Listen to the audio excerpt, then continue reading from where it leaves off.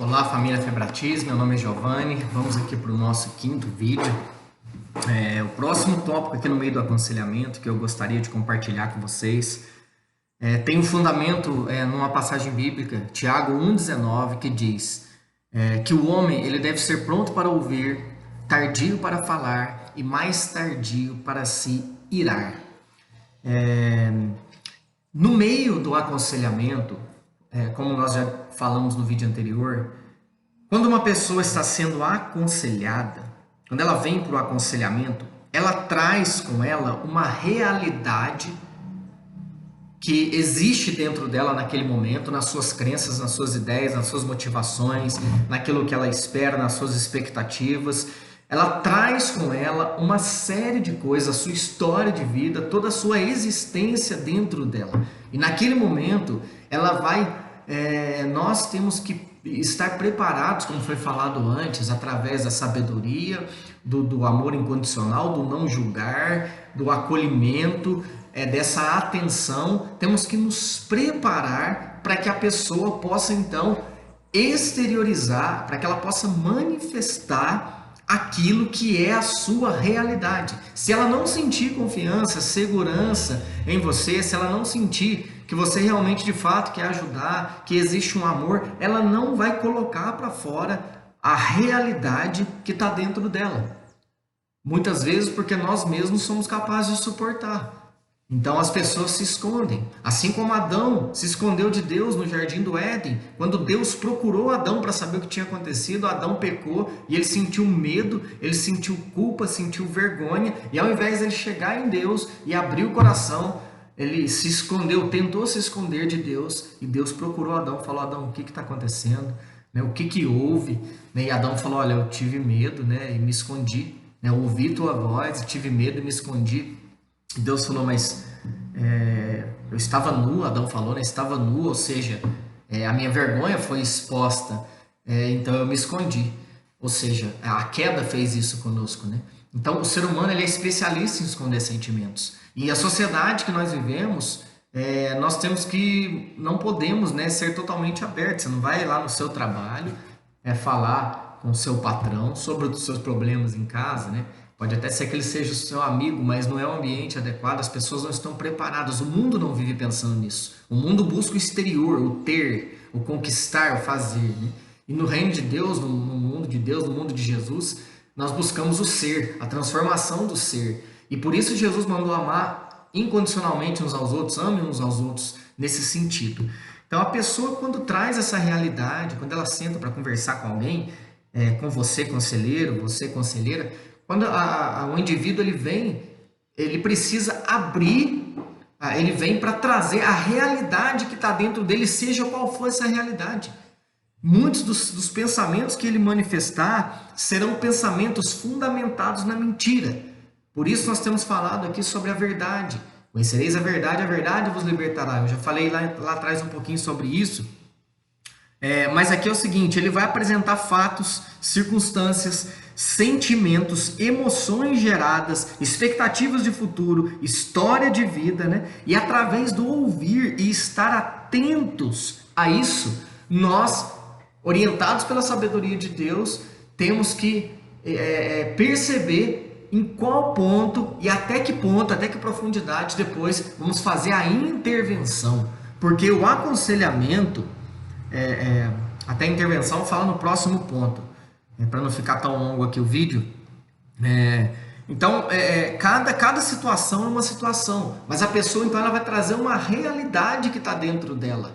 Ela vai apresentar para você aquilo que ela sente, que ela pensa, que ela espera, que ela acredita. Ela vai trazer para você a realidade que interior dela, que é a verdade dela, a sua história, a sua essência, E então nesse manifestar dela temos que estar prontos para ouvir.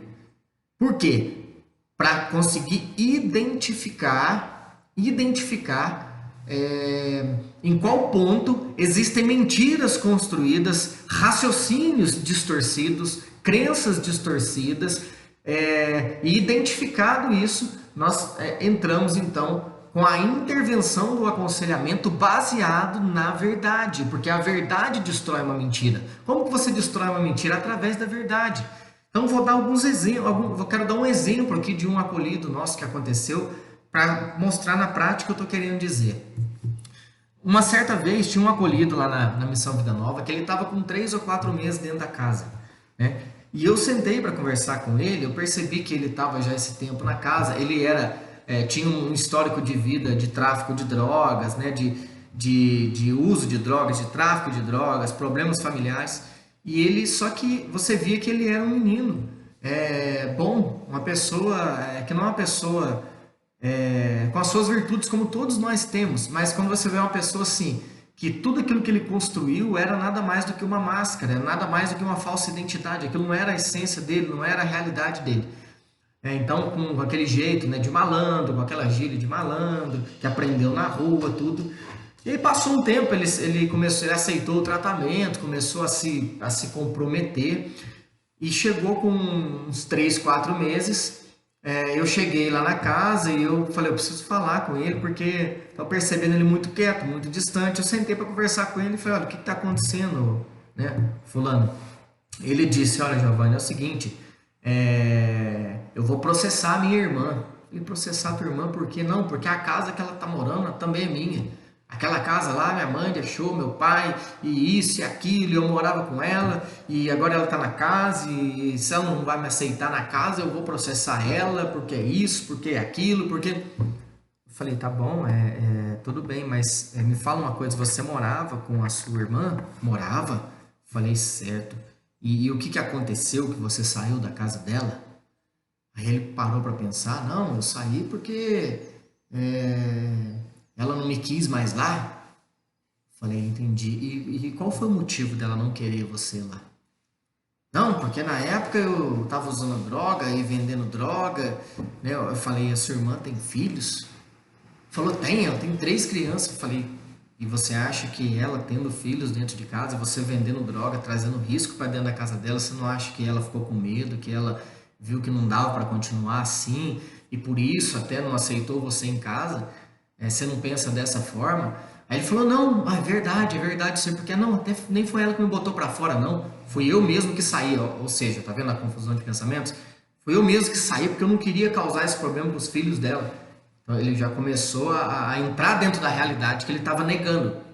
A negação, ela é uma cegueira, ele não tinha consciência disso. Ele até esqueceu que ele que saiu da casa, ele achou que tinha sido mandado embora. Isso é a construção diabólica de pensamento, de estrutura, o inimigo trabalhando por trás e a pessoa, né, naquela cegueira. E aí eu falei, olha, vamos fazer o seguinte. Aí ele explicou tudo isso e tal, chegou à conclusão que realmente a irmã estava certa. Eu falei, vamos fazer o seguinte, você é um servo de Deus, não é? Ele já tinha ingressado no processo, eu estava por dentro do caso dele. Eu falei, você aceitou Jesus como Senhor e Salvador, não aceitou? Aceitei, Giovanni. Falei, então, meu irmão, agora você então é um filho de Deus. Você agora é um servo de Deus. Você agora, você tem uma nova maneira de pensar, uma nova maneira de resolver as coisas. E agora você não está mais sozinho. Deus está com você, nós estamos com você.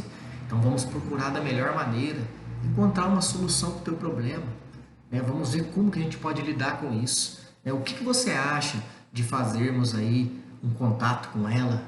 Chamar ela aqui, para ver. A outra coisa, eu falei, ela disse para você que não vai te aceitar em casa?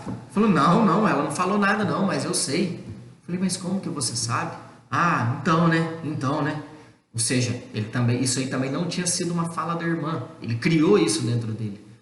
E aí então, resultado aqui, resumindo, nós entramos em contato com a irmã dele e trouxemos a irmã dele para uma visita. E nessa visita, junto com os dois, eu tratei esse assunto e a irmã chegou nele e falou, meu irmão, eu te amo, eu sempre te amei, a casa está de portas abertas para você.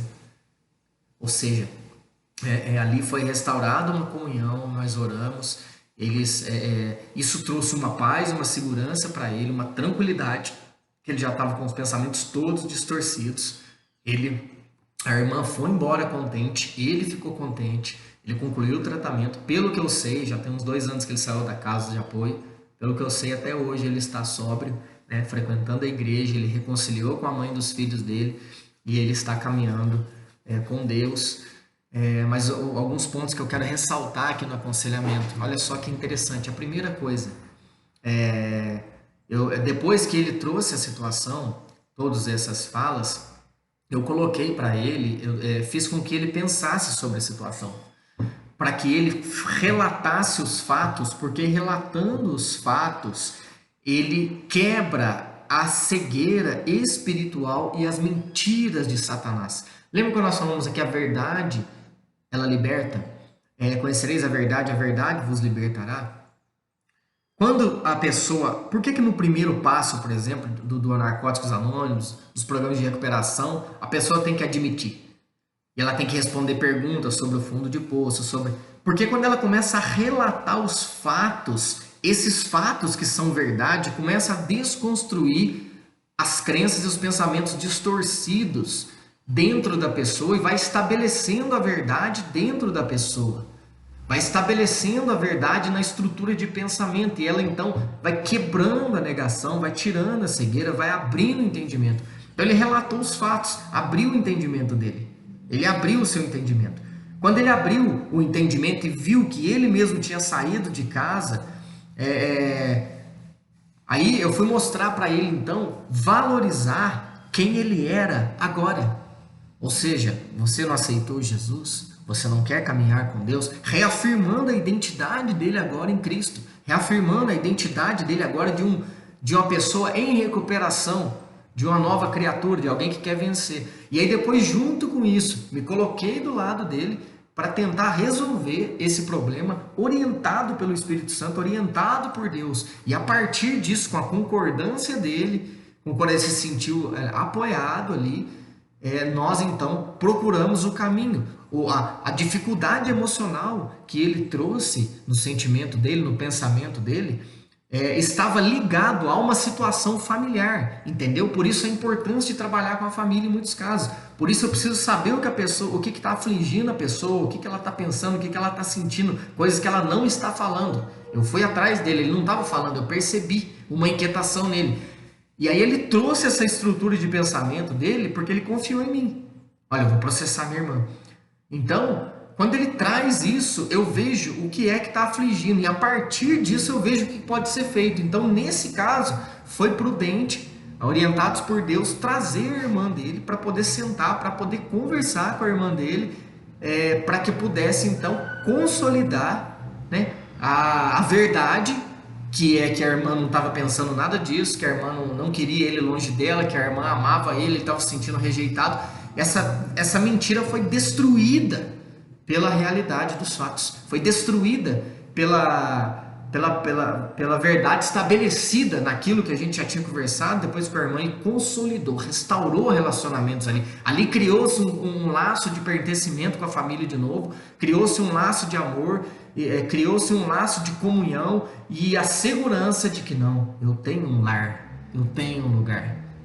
Ou seja, naquele momento foi essa intervenção. Mas para isso é necessário pedir a sabedoria de Deus, é necessário poder escutar a história, entender os fatos e perceber aonde estão as crenças distorcidas, né? E isso nós vamos ter como fundamento a palavra de Deus, que é a verdade. Aquilo que vai contra a palavra de Deus é uma estrutura de pensamento mentiroso, que tem que ser quebrado pela verdade. Esse vídeo ficou um pouco mais longo, eu acabei falando um pouco sobre a próxima parte, né? Eu vou concluir aqui. Eu acabei falando duas coisas juntas aqui. Eu vou só concluir no próximo aqui. Então, Deus abençoe cada um de vocês. Hein?